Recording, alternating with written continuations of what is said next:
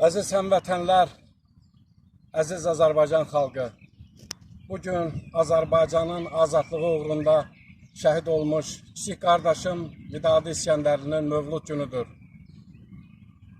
Qısa da olsa sizə məlumat verim. Vidadi İskəndərli 1962-ci il mayın 2-də Göyçayda Ziyalı alasından olmuşdur.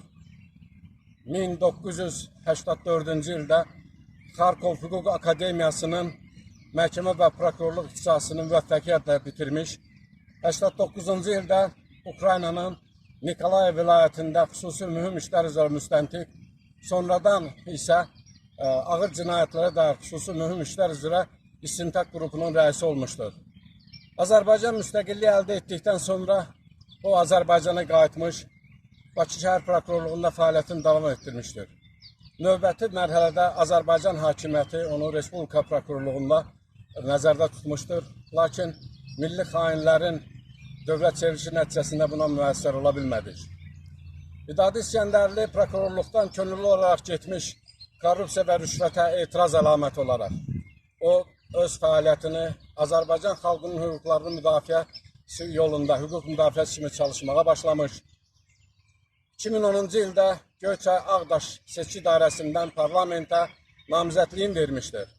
Lakin Göyçay Ağdaş xalqı ona səs versə də, hakimiyyət onun deputat mandatından məhrum etmiş, əksinə ona cinayət işi qaldıraraq 3 il azadlıqdan məhrum etmişdilər.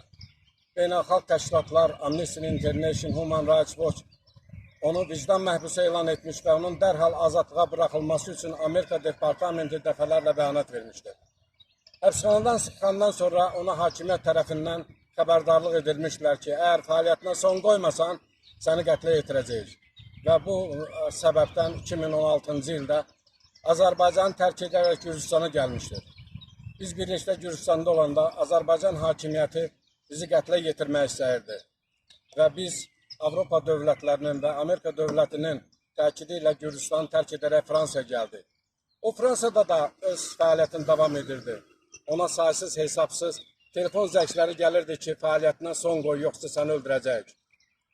2024-cü il sentyabrın 29-da səhər 6-da naməlum şəxslər maska taxaraq onun yataq otağına pəncərədən daxil olaraq çoxsaylı bıçaq zərbəsi endirmişdir.